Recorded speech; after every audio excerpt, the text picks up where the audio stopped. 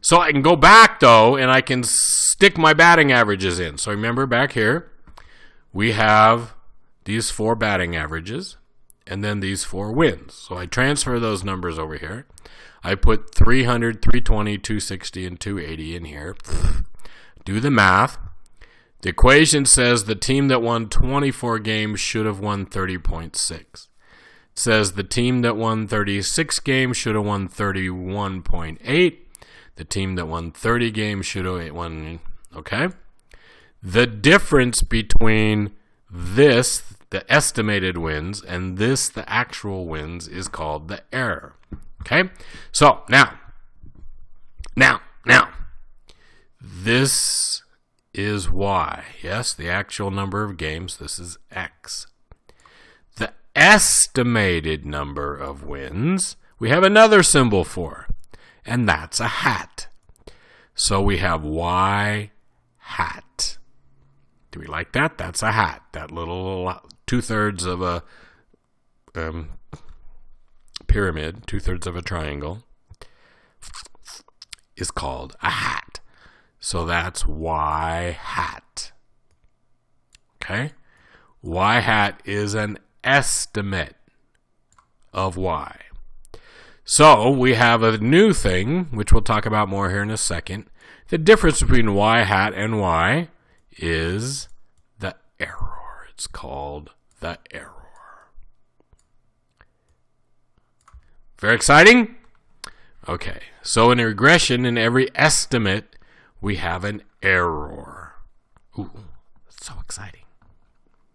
Okay, so again, we have these errors. And notice if we add these errors up, we're going to get 0.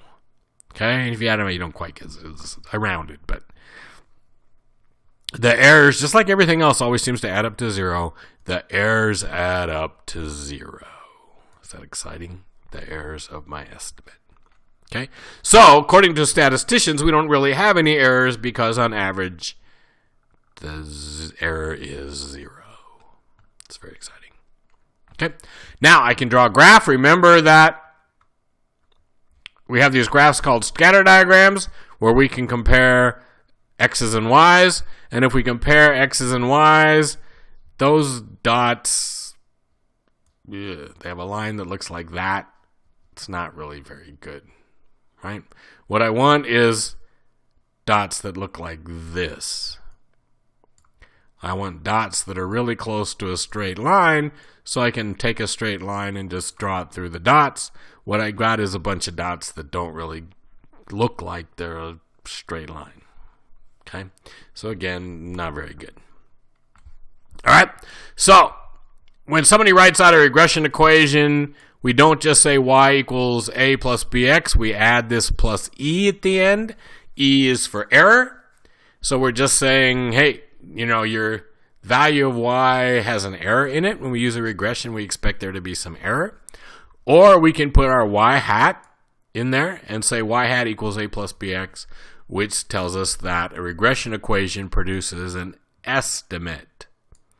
A regression equation produces an estimate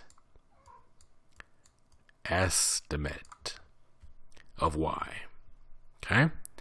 Regression equation takes actual values of x and produces an estimate of y. Right? So, correlation is imprecise. What we want is something better than correlation, and we have something better than correlation, which is called R square. And that's where we just take R and square it. R being the correlation, right? We're going to take it and square it. It's called R square. R square is the percentage of variation in y explained by x. You're like, all right, it's too late for me to like drop or something, isn't it? Yes. R square is the, but your point here is that 262, because you're going to thinking to yourself, I really need to learn this, and the way to really get good at regression is to take 262. Okay, so R squared is the percentage of variation in y that is explained by x. What's that mean? That means these teams back here, They all won different amounts of games. The fact that they won different amounts of games is the variation. So the variation is that some of them won 24 games and 36 and 30 and 30. They didn't all win the same number of games. That's the variation.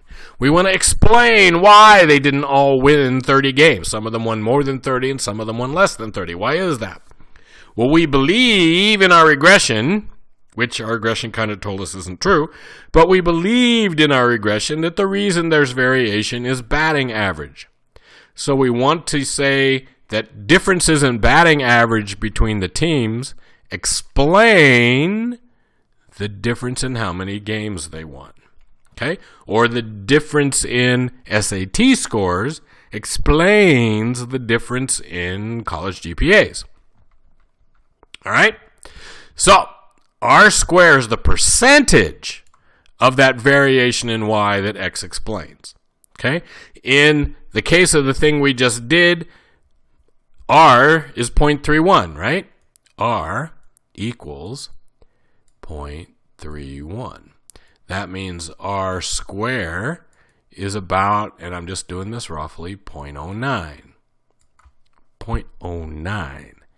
That means that 9% of the differences in how many games these teams won is explained by batting average. 9% good or bad? Well, hopefully none of you are going to get 9% on your test because that's really bad, right? So this tells us that knowing the batting average of these teams hardly does anything to explain how many games they win, right? Now, it might actually in the real world be better than that because you and I know we'd never do this with only 4 teams, right? If we were going to do a statistical problem, we'd want 100 teams, 200 teams, 300 teams. All right, so let's draw this graph. I flicked by it a couple times. This graph is a beautiful graph. So I have the batting average of the teams. If I put a C in there, that would be Batcave, but that's kind of irrelevant. I have the number of wins. I have Y bar, which is the mean of Y. So that's the mean number of wins, which is 30 wins, right? Then I have the actual points, and let's say we have the team that won 36 games, okay, is the actual value of Y. Yes, this team won. They had a batting average of something. Let's go back. So this team had a batting average of 320, and they won 36 games. We estimate they should have won 31.8. So let's cruise up here again. So this team here, if we draw this line all the way down, had a batting average of 320. And they actually won 36 games. So that's where this dot comes from. On average, they should have won 30 games, we would think. And our estimate, our Y hat, our line, this is our line, right? This is 12.6. And it has a slope of 0.06. Here, we're at 31.8 when actually we were at 36. Okay? So, regression starts out with the assumption not that we should have won 0 games, but that we should be average. Okay? Regression works on the belief that we should always just be average and everybody should just be average. So we don't want to explain why we won 36 games. We want to explain why we won 6 more games than average. Okay? So we have 3 kinds of variation. Variation.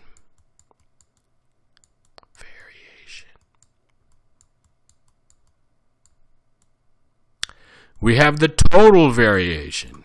In this case, that's going to be 36 minus 30, which is 6. I want to explain, again, not why we won 36, but why we won 6 more than average. How much did we explain? Well, the regression says we should have been at 31.8. So the regression says we should have been at 31.8. And if I subtract 30 from that, I get 1.8. So in other words, I explained how much? I explained 1.8 of the 6 that I wanted to explain. So then I have an unexplained.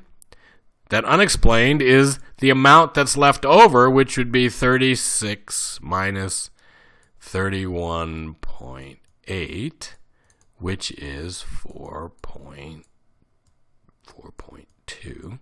Notice that those two together add up to 6. This unexplained, so we have explained variation and unexplained variation.